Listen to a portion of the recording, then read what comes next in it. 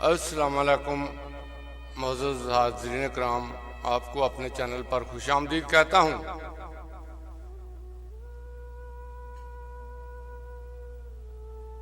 آج ہم بات کریں گے ابن العربی پر۔ آپ کا مکمل نام کچھ یوں ہے: محی الدین ابو عبداللہ محمد بن علی بن محمد بن احمد ابن العربی الطائی الحاتمی الاندلسی۔ اب ہم اس نام کے ہر لفظ کو علیحدہ علیحدہ بیان کرتے ہیں۔ سب سے پہلے ہے محی الدین۔ یہ لقب ان اکثر مخطوطات پر لکھا ملتا ہے جو آپ کی زندگی میں ہی لکھے گئے۔ محی الدین کا مطلب ہے دین کا احیاء کرنے والا یا دین کو دوبارہ زندہ کرنے والا۔ احادیث میں ہمیں اس بات کے مکمل حوالے ملتے ہیں کہ اللہ تعالیٰ ہر صدی کے شروع میں ایک ایسی ہستی کو بھیجے گا جو اس دین کا احیاء کرے گا، جس کے لیے خاص طور پر مجدد کا لفظ استعمال کیا جاتا ہے۔ ابو عبداللہ یہ آپ کی کنیت ہو سکتی ہے۔ عربوں کے ہاں کسی شخص کو اس کے بیٹوں کے نام سے پکارنے کا رواج ہے، اور ابو عبداللہ کا سیدھا مطلب عبداللہ کا والد بنتا ہے۔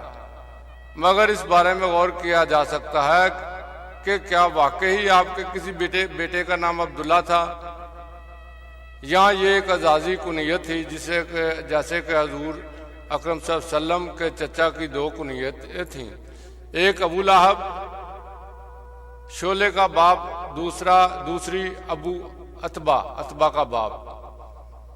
ان کا بیٹے کے نام پر اسی طرح آپ کے مرشد العربی ایک جگہ آپ کو ابو بکر بھی پکارتے ہیں۔ ہماری رائے میں اس جگہ بھی آپ کسی بکر نامی بیٹے کے باپ نہیں، کیونکہ اس وقت تک آپ کی شادی نہیں ہوئی تھی، بلکہ ہو سکتا ہے کہ یہ حضرت ابو بکر صدیق کی طرف اشارہ ہو اور مقام صدیقیت سے کوئی تعلق ہو۔ محمد آپ کا اصل نام محمد تھا، اور یہ بات واضح ہے کہ حضرت محمد کے نام پر آپ کا نام بھی محمد رکھا گیا۔ لیکن قابل غور بات یہ ہے کہ آپ نے اپنے بیٹے کا نام بھی محمد رکھا۔ یہ ایک معمول سے ہٹ کر بات تھی، کیونکہ عرب والد کے نام پر بیٹے کا نام رکھنے کے قائل نہ تھے۔ بن علی بن محمد بن احمد، آپ کے نام کا یہ حصہ آپ کے نسب کی طرف اشارہ کرتا ہے، جس سے یہ معلوم ہوتا ہے کہ آپ کے والد صاحب کا نام علی تھا، دادا کا نام محمد تھا اور پردادا کا نام احمد تھا۔ یہاں یہ بات بھی غور طلب ہے کہ آپ کے خاندان میں زیادہ تر ایسے نام ہی چلے آ رہے تھے جو کہ یہاں تو حضرت صلی اللہ علیہ وسلم کے ناموں میں سے تھے یا پھر اہل بیت کے ناموں میں سے تھے۔ ابن العربی الطائی الحاتمی الاندلسی، آپ کے نام کا یہ حصہ آپ کی نسبت کی طرف اشارہ ہے۔ نام کا یہ حصہ ان علاقوں یا ان قبائل کی طرف اشارہ کرتا ہے جہاں جہاں سے آپ کا یا آپ کے خاندان والوں کا تعلق تھا۔ مثلا عرف عام میں آپ کو ابن العربی کہا جاتا ہے۔ چونکہ آپ کا خاندانی تعلق یمن کے قبیلہ بنی طے سے تھا، تو آپ نے خود ہی اپنے نام کے ساتھ الطائی لگایا۔ اسی طرح اس قبیلہ بنی طے میں حاتم طائی نامی شخص اپنی ثقافت اور فیاضی کی وجہ سے تمام عربوں میں ضرب المثل تھا، تو آپ نے اس شناخت کو قائم رکھنے کے لیے اپنے نام کے ساتھ الحاتمی کا بھی اضافہ کیا۔ اسی طرح الاندلسی لگانے کا مقصد بھی صاف واضح ہے۔ یہ اس علاقے کی شناخت ہے جہاں آپ نے اپنی زندگی کے ابتدائی ایام گزارے۔ آپ نے اندلس کے مختلف شہروں میں قیام کیا، اور اسی مناسبت سے آپ کے نام کے ساتھ مختلف نسبتیں لگائی جاتی ہیں۔ مثلا آپ کی پیدائش مرثیہ میں ہوئی تو بعض مورخین آپ کے نام کے ساتھ المرسی بھی لگاتے ہیں۔ آپ نے اشبیلیہ میں قیام کیا تو الاشبیلی بھی لگتا ہے۔ پھر مغرب کے علاقوں میں رہنے کی وجہ سے آپ المغربی بھی لگایا جاتا ہے۔ یہ بات روز روشن کی طرح یہاں ہے کہ ابن العربی کے لیے جو کتاب سب سے زیادہ مشہور ہوا، جس سے آپ حقیقی معنوں میں امر ہوئے، وہ الشیخ الاکبر یعنی کہ سب سے بڑا شیخ ہی تھا۔ یہاں یہ بات بھی غور طلب ہے کہ یہ خطاب آپ کی زندگی میں لکھے گئے مخطوطات میں ڈھونڈے نہیں ملتا۔ مثلا فتوحات مکیہ، فصوص الحکم، روح القدس اور دیگر کتب کے قدیمی مخطوطات میں یہ خطاب اس طرح نہیں، بلکہ بعض جگہ پر انہیں صرف الشیخ یا المصنف یا المنشی کہہ کر خطاب کیا گیا ہے۔ لہذا آج ہم حتمی طور پر یہ نہیں کہہ سکتے کہ کس صدی میں یہ خطاب آپ کی ذات سے منسوب ہوا، لیکن آج آپ کے وصال کے 800 سال بعد ہم یہی دیکھتے ہیں کہ یہ خطاب صرف آپ ہی کا خاصہ ہے۔ یہ نام لینے کی صورت میں ذہن میں فوراً ابن العربی کی طرف ہی جاتا ہے۔ اس خطاب کی ابتدا کا مقصد چاہے کچھ بھی ہو، لیکن اب یہ نام آپ کی ذات سے ایسا جڑ چکا ہے کہ کبھی جدا نہیں ہو سکتا، اور نہ ہی کوئی دوسرا اس لقب کا حقدار ہو سکتا ہے۔ اسی سے ملتا جلتا ایک اور خطاب جو آپ کے لیے تاریخ میں استعمال کیا گیا وہ الکبریت الاحمر تھا، اور بعد کے ادوار میں یہ خطاب بھی بکثرت آپ سے منسوب ہوا۔ اب ہم یہاں ان القابات یا خطابات کا کچھ تذکرہ کرنا چاہیں گے جو تاریخی طور پر آپ سے منسوب رہے۔ مثلا قدیمی مخطوطات میں آپ خود اپنا تعارف یوں کرواتے ہیں: الفقیر اللہ تعالی محمد بن علی بن محمد بن العربی الطائی الحاتمی الاندلسی۔ یہاں یہ بات بھی واضح ہے کہ شیخ نے خود کبھی اپنے بارے میں محی الدین کا لفظ استعمال نہیں کیا، بلکہ خود کو اللہ کا فقیر بندہ کے نام سے ہی یاد کیا۔ اسی طرح آپ کے شاگردوں نے بھی آپ کے لیے مختلف القابات استعمال کیے۔ ان میں سیدنا و امامنا الشیخ، الامام، العارف، الواحد، المحقق، باقیات السلف و عمدات الخلف، محی الدین ابو عبداللہ، حلیہ ابدال، تاریخ کتابت 602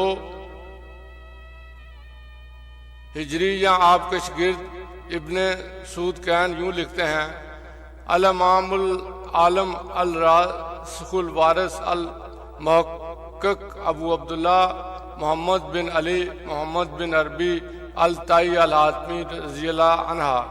کتاب الصبا، تاریخ کتابت 603 ہجری۔ یا ابو ایوب بن بدر المکری یوں لکھتے ہیں: سیدنا امامنا الشیخ امام الفقیہ العالم المحدث ناسج اسرا و فرد دہرہ شیخ الطریق و امام التحقیق محی الدین ابو عبداللہ محمد بن علی بن محمد بن العربی الطائی الحاتمی غفر اللہ لنا ولہ کتاب الحق، تاریخ کتابت 621 ہجری۔ یا شیخ صدر الدین کونوی یوں لکھتے ہیں: سیدنا و شیخنا الامام العالم الراسخ الفرد المحقق محی الملت والدین ابو عبداللہ محمد بن علی بن العربی الطائی الحاتمی الاندلسی رضی اللہ تعالیٰ عنہ۔ فصوص الحکم، تاریخ کتابت 630 ہجری۔ اس بات میں کوئی شک شبہ نہیں کہ آج ابن العربی اور ان سے جڑے تمام القابات اور خطابات صرف الفاظ نہیں بلکہ وقت کے ساتھ ساتھ یہ حقیقت سے جڑ گئے ہیں۔ آج ابن العربی سے مراد وہ شخصیت اور وہ حقیقت ہے جس نے حقیقت کے بارے میں جو بیان کیا وہ آئندہ زبانوں کے لیے مشعل راہ ہے۔ اسی وجہ سے یہ سب الفاظ نہ تاریخ میں معتبر ہو گئے بلکہ اپنے آپ کو امر کر گئے ہیں۔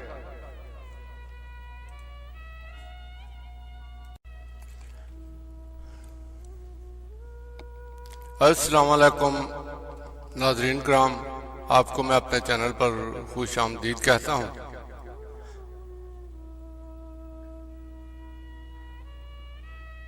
آج میں بات کروں گا شیخ اکبر محی الدین محمد ابن العربی الحاتمی الطائی الاندلسی 1240 عیسوی 1165 عیسوی، دنیا اسلام کے ممتاز صوفی عارف، محقق، قدوۃ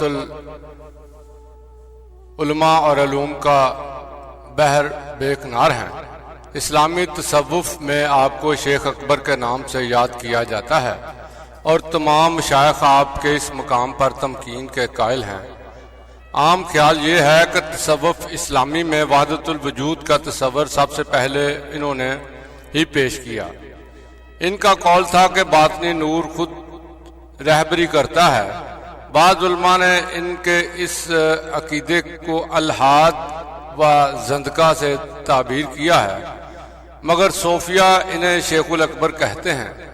ان کی تصانیف کی تعداد 500 کے قریب ہے، جن میں قصوص الحکم، الفتوحات المکیہ، 4000 صفحات بہت مشہور ہے۔ فتوحات المکیہ 560 ابواب پر مشتمل ہے اور کتب تصوف میں اس کا درجہ بہت بلند ہے۔ نام و نسب: شیخ اکبر ابن العربی کا پورا نام محمد بن علی بن محمد ابن العربی الطائی الحاتمی الاندلسی تھا، اور آپ کے ہاتھ سے لکھے خطی نسخوں پر آپ یہی نام لکھتے تھے۔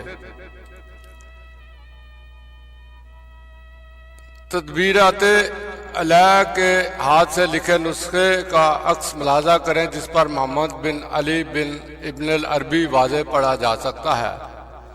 مشرق والے، خصوصاً وہ لوگ جن کی مادری زبان فارسی ہے، آپ کو ابن عربی کہتے ہیں، جبکہ مغرب میں آپ ابن العربی اور ابن سراقہ کے نام سے پہچانے جاتے ہیں۔ آپ کو سب سے زیادہ شہرت الشیخ الاکبر کے لقب سے ہوئی، اور مسلمانوں کی تاریخ میں یہ لقب کسی دوسری شخصیت کے لیے استعمال نہیں کیا گیا۔ آپ اندلس کے شہر مرثیہ میں 27 رمضان المبارک 560 ہجری مطابق 1165 عیسوی کو ایک معزز عرب خاندان میں پیدا ہوئے، جو مشہور زمانہ سخی حاتم طائی کے بھائی کی نسل سے تھا۔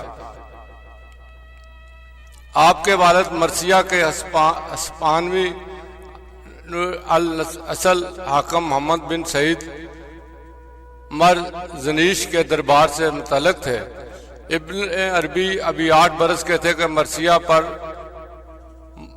مہدون کے قبضہ کر لینے کے نتیجہ میں آپ کے خاندان کو وہاں سے ہجرت کرنا پڑی۔ چونکہ اشبیلیہ پہلے سے ہی مہدون کے ہاتھ میں تھا، اس لیے آپ کے والد نے لشبونہ حالیہ پرتگال کا دارالحکومت لزبن میں پناہ لی۔ البتہ جلد ہی اشبیلیہ کے امیر ابو یعقوب یوسف کے دربار میں آپ کو ایک معزز عہدہ کی پیشکش ہوئی، اور آپ اپنے خاندان سمیت اشبیلیہ منتقل ہو گئے، جہاں پر ابن عربی نے اپنی جوانی کا زمانہ گزارا۔ ابتدائی تعلیم کے مراحل آپ مرثیہ لشبونہ میں طے کر چکے تھے۔ اشبیلیہ میں آپ کو اپنے وقت کے نامور عالموں کے قدموں میں بیٹھنے کی سعادت ملی۔ مروجہ دینی اور دنیاوی تعلیم کے اصول کے ساتھ ساتھ آپ کا بہت سا وقت صوفیہ کی خدمت میں گزرتا تھا۔ تصوف کا سلسلہ آپ کے خاندان میں قائم تھا۔ اسی طرح آپ کے ماموں ابو مسلم الخولانی، جو ساری رات عبادت میں گزارتے تھے، جب ان کی ٹانگیں تھک جاتی تھی تو انہیں چھڑیوں سے مارتے تھے اور کہتے تھے کہ میں تمہیں مارنا بہتر ہے۔ اپنی سواری کے جانور کو مارنے سے وہ کہا کرتے تھے کہ کیا رسول اللہ صلی اللہ علیہ وسلم کے صحابہ سمجھتے ہیں کہ حضور صرف ان کے لیے ہیں؟ اللہ کی قسم، ہم ان پر اس طرح ہجوم کر کے آپ کی طرف بڑھیں گے کہ انہیں پتہ چل جائے گا کہ انہوں نے اپنے پیچھے مردوں کو چھوڑا ہے جو آپ کے مستحق ہیں۔ ابن العربی لکھتے ہیں کہ میں نے اس چیز کا مشاہدہ اپنے زمانہ جاہلیت میں کیا تھا۔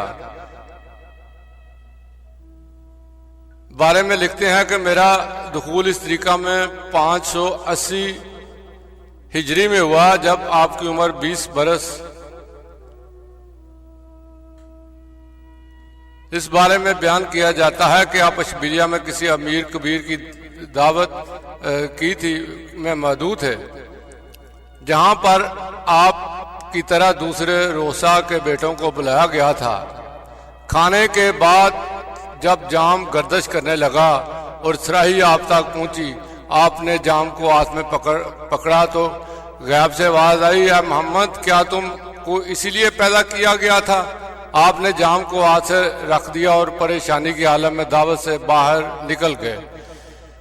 گیٹ پر آپ نے وزیر کے چرواہے کو دیکھا جس کا لباس مٹی سے ہٹا ہوا تھا۔ آپ اس کے ساتھ ہو لیے اور شہر سے باہر اپنے کپڑوں کا اس کے کپڑوں سے تبادلہ کیا۔ کئی گھنٹوں تک ویرانوں میں گھومنے کے بعد آپ ایک قبرستان پر پہنچے جو نہر کے کنارے واقع تھا۔ آپ نے وہاں پر ڈیرا لگانے کا فیصلہ کیا اور ایک ٹوٹی ہوئی قبر میں جا اترے۔ دن اور رات ذکر الہی میں مصروف ہو گئے اور سوائے نماز کی ادائیگی کے وقت کے اس میں سے نہ نکلتے تھے۔ 4 روز کے بعد آپ باہر نکلے تو علوم کا آپ نے اس کے بعد اپنے شیخ کی زیر نگرانی میں ایک 9 ماہ کا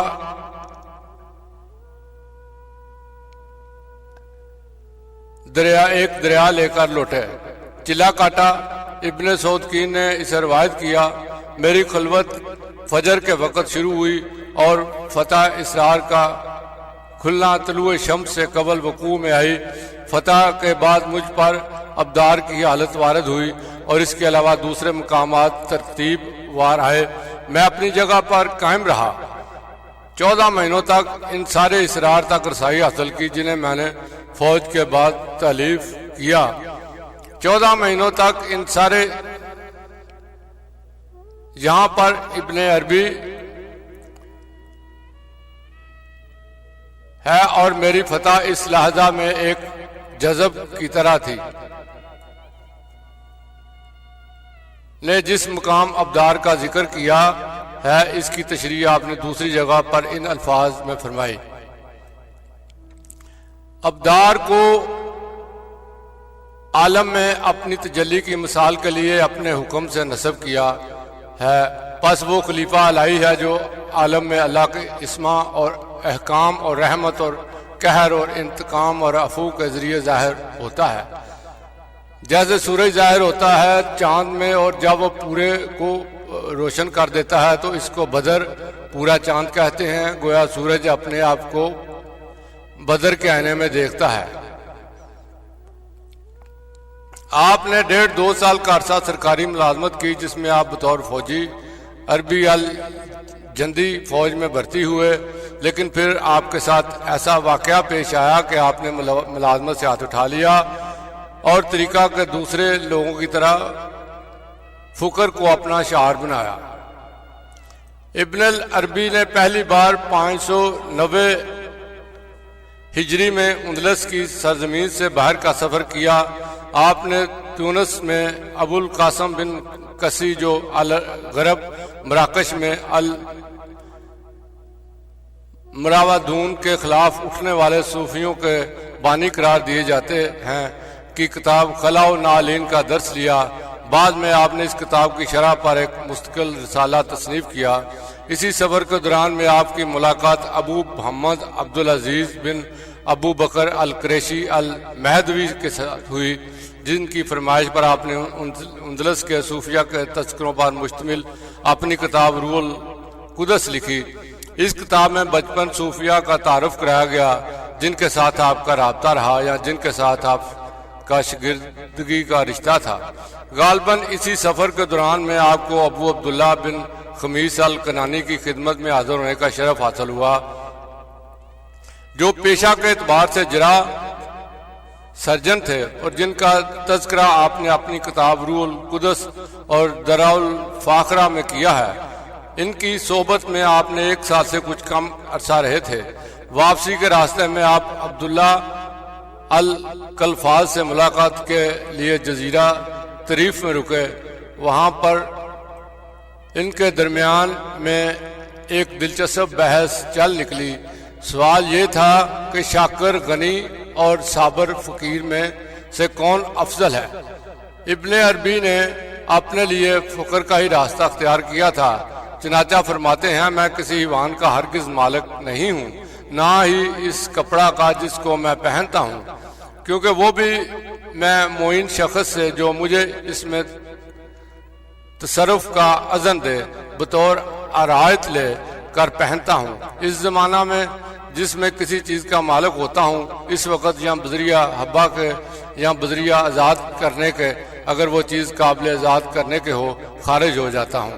یہ حال مجھے اس وقت حاصل ہوا جب میں نے خدا تعالیٰ کے لیے عبودیت اختصاص کے تحقق کا ارادہ کیا تھا، تو اس وقت مجھے کہا گیا کہ تیرے لیے یہ بات درست نہیں ہو سکتی حتیٰ کہ تجھ پر کسی کی حجت قائم نہ ہو۔ میں نے کہا کہ اگر اللہ تعالیٰ چاہے تو اس کی بھی حجت مجھ پر نہ ہو، تو مجھے کہا گیا کہ یہ بات تمہارے لیے کسی طرح درست ہو سکتی ہے کہ خدا تعالیٰ کی حجت تم پر قائم نہ ہو۔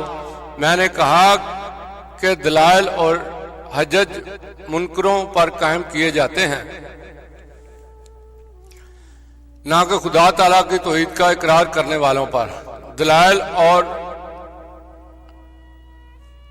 دعوی صاحب حظوظ نفس و مال و متاع والوں پر قائم کیے جاتے ہیں، جو کہتے ہیں کہ میرا کوئی حق نہیں، نہ اموال و متاع دنیا میں کوئی حظ و حصہ ہے، اس پر حجج و دلائل قائم نہیں کیے جا سکتے۔ سفر اشبیلیہ سے واپسی، جب آپ سفر سے اپنے شہر اشبیلیہ واپس لوٹے تو ایک غیر معمولی واقعہ پیش آیا۔ آپ لکھتے ہیں میں نے افریقہ میں جامعہ تیونس سے مشرق کی طرف واقع اس ابن مسنا کے محل میں نماز عصر کے وقت ایک معین دن جس کی تاریخ میرے پاس ہے کچھ شعر لکھتے تھے۔ پھر میں نے اشبیلیہ لوٹا اور دونوں شہروں کے درمیان میں 3 مہینوں کا قافلے کا سفر حائل ہے۔ اگلے ہی سال ابن عربی پھر فاس مراکش میں تھے جب المہدون فوجیں دشمن کا مقابلہ کرنے کے لیے اندلس بھیجی گئیں۔ معلوم ہوتا کہ ابن عربی کا رجحان زیادہ سے زیادہ شمالی افریقہ کی طرف ہوتا جا رہا تھا، جہاں پر آپ کو صوفیہ کی صحبت ملتی تھی، جن کی قربت آپ کی اپنی روحانی ترقی کے لیے اہم تھی۔ مگر اندلس میں آپ کے والدین مقیم تھے، دوسرے رشتہ دار رہتے تھے۔ آپ کو کی 2 غیر شادی شدہ بہنیں تھیں، خود آپ کی شادی غالباً ہو چکی تھی، کیونکہ آپ اپنی صالح بیوی مریم بنت محمد بن عبدون بن عبد الرحمن البجائی کا ذکر کرتے ہیں، جو ایک امیر کبیر کی بیٹی تھی، آپ کی طرح طریقہ پر چلنے کی متمنی تھی۔ 593 ہجری میں ابن عربی ایک بار فاس مراکش میں تھے، جہاں پر ایک کشف میں آپ کا روحانی درجہ دکھایا گیا۔ آپ بیان کرتے ہیں کہ مسجد الازہر میں جو عین الجبل کے پہلو میں واقع ہے، آپ نے عصر کی نماز کے دوران میں ایک نور کو دیکھا جو ہر چیز کو منور کر رہا تھا، جو آپ کے سامنے تھی، جبکہ آپ یہ تمیز بالکل کھو بیٹھے تھے کہ آگے کیا ہے اور پیچھے کیا ہے۔ آپ کشف میں جنہوں نے جہتوں میں فرق نہ کر سکتے تھے، بلکہ ایک گلوب کی طرح تھے اور جہتوں کو صرف ایک مفروضے کے طور پر نہ کہ حقیقی رنگ میں تصور کر سکتے تھے۔ اس قسم کا تجربہ آپ کو پہلے بھی ہو چکا تھا، مگر اس کی کیفیت ایسی تھی کہ آپ کو صرف سامنے کی چیزیں دکھائی دیتی تھیں، جبکہ اس کشف نے ہر طرف کی چیزوں کو ظاہر و باہر کر دیا تھا۔ 593 ہجری میں فاس کے مقام پر آپ نے خاتم الاولیاء کی حقیقت کھولی گئی۔ معلوم ہوتا ہے کہ آپ کو جلد بعد وطن جانا پڑا، جس کا سبب شاید یہ ہو کہ آپ کے والد کی وفات کے بعد، جو غالباً 591 ہجری کے لگ بھگ ہوئی تھی، آپ پر گھر بار کی ذمہ داری آن پڑی، چنانچہ جب سے آپ کے خاندان نے آبائی وطن مرثیہ کو چھوڑا تھا آپ پہلی بار وہاں پر لوٹ کر گئے، جس کا مقصد وہاں کی جائیداد کو ٹھکانے لگانا ہو سکتا ہے۔ البتہ رستے میں آپ نے مریا کے مقام پر، جہاں پر ابن عریف مصنف محاسن المجالس نے صوفیوں کے لیے تربیتی دائرہ قائم کر رکھا تھا، اپنی کتاب مواقع النجوم صرف 11 روز کے اندر تصنیف کی۔ 595 ہجری کی بات ہے جس کتاب مواقع النجوم صرف جس سال مرثیہ کے مقام پر آپ کے دل میں اللہ کی طرف سے یہ بات ڈالی گئی، میرے بندوں کو اس کرم کے بارے میں بتاؤ جو میں نے تم پر کیا ہے۔ بہنوں کی شادی۔ الدرات الفاخرہ میں شیخ صالح العدوی کی سواں حیات میں ابن عربی لکھتے ہیں کہ شیخ نے آپ سے آپ کی بہنوں کے بارے میں پوچھا جن کی ابھی شادی نہیں ہوئی تھی۔ آپ نے بتایا کہ بڑی کی منگنی امیر ابو العلا بن غزون کے ساتھ ہو چکی ہے، مگر شیخ نے کہا امیر اور ابن عربی کے والد دونوں اس شادی سے پہلے وفات پا جائیں گے۔ ماں اور دونوں بہنوں کی کفالت ان کے قدوں پر آن پڑے گی۔ چنانچہ یہی ہوا، ہر طرف سے ابن عربی پر زور ڈالا جانے لگا کہ وہ ریاست کی ملازمت اختیار کر لیں، بلکہ خود امیر المومنین کی طرف سے آپ کو یہی پیغام ملا، جس کے لانے والے قاضی القضاء یعقوب ابو القاسم بن تقی تھے، مگر آپ نے انکار کر دیا۔ آپ کو امیر المومنین کی خدمت میں حاضر ہونے کو کہا گیا۔ امیر نے آپ کی بہنوں کے بارے میں پوچھا اور مناسب رشتہ تلاش کر کے خود ان کی شادی کرنے کی پیشکش کی، مگر ابن عربی نے کہا کہ وہ یہ کام اپنے طور پر کرنا چاہتے ہیں۔ امیر نے کہا کہ وہ اس سلسلے میں اپنے آپ کو ذمہ دار سمجھتے ہیں۔ غالباً اس طرح وہ ابن عربی کے والد کی خدمات کا صلہ دینا چاہتے تھے۔ جب ابن عربی نے بات کو ماننے سے انکار کر دیا تو امیر المومنین نے انہیں سوچ کر جواب دینے کو کہا اور اپنے دربان کو ہدایت کی کہ جب ان کی طرف سے جواب آئے تو خواہ دن ہو یا رات اس کی اطلاع انہیں فوراً کر دی جائے۔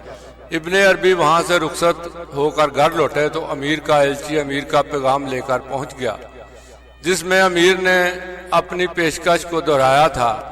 آپ نے ایلچی کا شکریہ ادا کیا اور اسی روز اپنے خاندان سمیت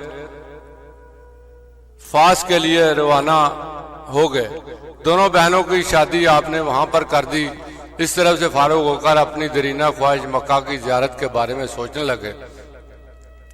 آپ کی والدہ کا غالباً انہی دنوں میں انتقال ہوا، کیونکہ آپ لکھتے ہیں کہ انہوں نے بیوگی کے 7 سال دیکھے۔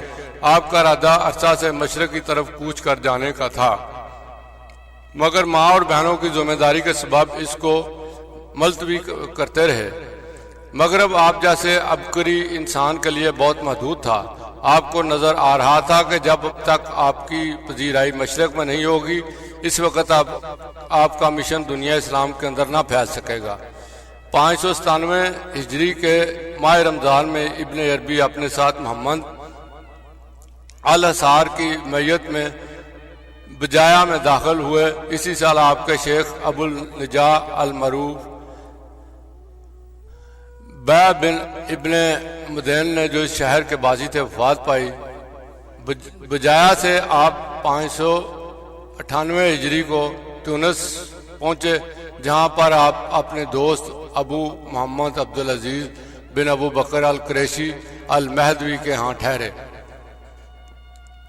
وہاں پر آپ نے 8 سال پہلے اپنے قیام کے دوران میں دوست کی فرمائش پر اپنی کتاب روح القدس رقم کی تھی۔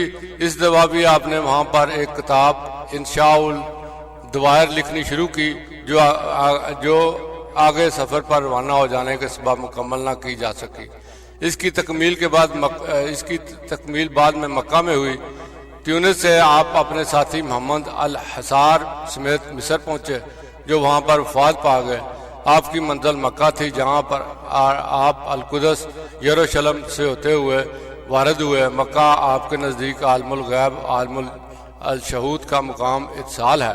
اور یہیں پر آپ نے اپنی کتاب فتوحات مکیہ کی تصنیف کی بنیاد 599 ہجری میں رکھی، جس کی تکمیل 627 ہجری میں جا کر ہوئی، بلکہ خیال کیا جاتا ہے کہ اس کے بعد بھی 635 ہجری تک اس میں اضافہ کیا جاتا رہا۔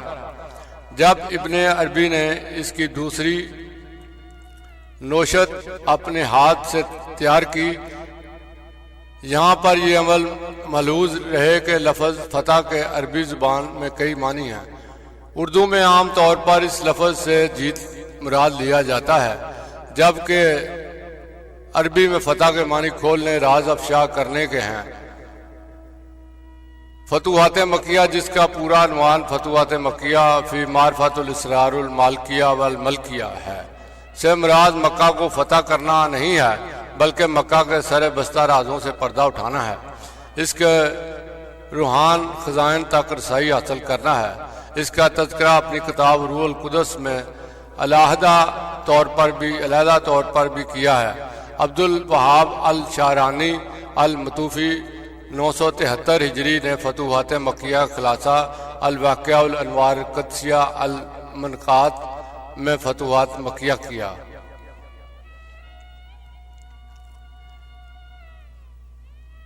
اس خلاصہ کو خلاصہ با انوار الکبریت الاحمر من علوم شیخ الاکبر پیش کیا۔ مکہ میں ابن عربی کا پہلا مقام 2 برس کا تھا، جس کے دوران وہاں کے علمی مذہبی حلقوں میں آپ کی وجہ غیر معمولی ہلچل پیدا ہوئی۔ آپ کی تصنیفی سرگرمیوں کا اندازہ اس بات سے کیا جا سکتا ہے کہ آپ نے اس دوران اپنی کتاب روح القدس کے مسودے کو مکمل کرنے کے ساتھ ساتھ 3 دوسری کتب مشکوت الانوار، حالیت الابدال، تاج الرسائل تحریر کی۔ سب سے بڑی بات یہ تھی کہ آپ نے فتوحات مکیہ پر کام شروع کیا، جس کے ابواب کی فہرست ابتدائی کار میں ہی تیار کر لی گئی تھی۔ مصنف کو اندازہ تھا کہ یہ 560 کام ایک پوری عمر کا متقاضی تھا، چنانچہ کہا جاتا ہے کہ آپ کے لکھنے کی رفتار فی روز 3 جزو تھی، جس میں آپ سفر یا حضر میں کبھی ناغہ نہ کرتے تھے۔ آپ نے اپنی مصنفات کی تعداد 251 دی ہے، جبکہ عثمان جاجا کی بائیوگرافی میں آپ کی 846 کتب کے عنوان درج کیے گئے ہیں۔ آپ بلند پایا شاعر بھی تھے۔ مکہ میں آپ کی شاعری اپنے نقطہ عروج پر پہنچی، جہاں پر آپ کا دوستانہ تعلق ابو شجاع زہر بن رستم بن ابو رجال اصفہانی اور ان کے خاندان کے ساتھ تھا، جس کی نوخیز لڑکی نظام عین الشمس کے بارے میں خیال کیا جاتا ہے کہ وہ آپ کی شاعری کی روح بنی۔ خود آپ نے اپنے دیوان ترجمان الاشفاق میں نظام کا ذکر طریفی رنگ میں کیا ہے، مگر بعد میں جب آپ پر مخالفوں نے عاشقانہ شاعری کرنے کا الزام لگایا تو آپ نے اس کو رد کرنے کے لیے دیوان کی شرح ذخائر الاخلاق لکھی، جس میں ثابت کیا کہ آپ کے اشعار تصوف کے مربجہ طریق سے ذرا بر ہٹ کر نہیں ہیں۔ بغداد، موصل اور دوسرے شہروں میں قیام۔ ابن العربی 601 ہجری میں مکہ سے روانہ ہو کر بغداد، موصل اور دوسرے شہروں میں ہوتے ہوئے 603 ہجری میں قاہرہ پہنچے، جہاں پر آپ پر ارتداد کا الزام لگایا گیا، مگر ایوبی حاکم الملک العادل نے آپ کی جان بچائی۔ 604 ہجری میں آپ پھر مکہ میں وارد ہوئے اور 1 سال تک وہاں پر قیام کیا۔ اس کے بعد آپ ایشیا کوچک چلے گئے، جہاں سے 607 ہجری میں کونیا پہنچے، یہاں پر سلطان کیکوس نے آپ کا ولولے کے ساتھ استقبال کیا اور آپ کی رہائش کے لیے ایک مکان بنوایا، جسے بعد میں آپ نے ایک بکاری کو دے دیا۔ کونیا میں آپ کی آمد مشرقی تصوف میں ایک انقلاب کا پیش خیمہ بنی، جس کا وسیلہ آپ کے شاگرد اور ستیلے بیٹے صدر الدین کونوی بنے، جن کی ماں سے آپ کی شادی ہوئی۔ صدر الدین کونوی جو آگے چل کر تصوف کے علائم میں شمار ہوئے، مولانا جلال الدین رومی کے قریبی دوستوں میں سے تھے۔ آپ نے ابن عربی کی کتاب قصوص الحکم پر شرح لکھی، جو آج تک حرف آخر سمجھی جاتی ہے۔ وہاں سے آپ بغداد تشریف لائے۔ وہاں پر جیسے دوسری روایات میں آتا ہے مکہ میں آپ کی ملاقات شیخ شہاب الدین عمر بن محمد السہروردی سے ہوئی۔ دونوں دیر تک بغیر کچھ کہنے کے ایک دوسرے کے آپ نے سامنے بیٹھے رہے، پھر جدا ہو گئے۔ جب بعد میں شیخ شہاب الدین سے پوچھا گیا کہ آپ نے شیخ محی الدین کو کیسا پایا، تو انہوں نے کہا میں نے انہیں ایک سمندر کی طرح پایا جس کا کوئی کنارہ نہیں ہے۔ ابن عربی کی رائے شیخ شہاب الدین کے بارے میں یہ تھی، میں نے انہیں ایک آبد صالح پایا۔ اگلے برسوں میں ابن عربی نے متعدد سفر کیے۔ 612 ہجری میں آپ مکہ میں تھے۔ اس دوران میں آپ کے تعلقات صلاح الدین ایوبی کے بیٹے الملک الظاہر کے ساتھ جو حلب کا حاکم تھا دوستانہ تھے۔ ایک واقعہ سے جس میں آپ ایک ایسے شخص کی سزائے موت کو معاف کرنے کی سفارش کرتے ہیں پتہ چلتا ہے کہ وہ آپ کی کس قدر عزت کرتا تھا۔ 620 ہجری میں آپ نے دمشق کو اپنا وطن بنایا، جہاں کے حاکم الملک العادل نے آپ کو وہاں پر آ کر رہنے کی دعوت دی تھی۔ وہاں پر آپ نے 28 ربیع الاخر 638 ہجری مطابق 1240 عیسوی کو وفات پائی۔ وہ جیل کا سیون کے پہلو میں دفن کیے گئے جو آج تک مرجع خواص و عام ہے۔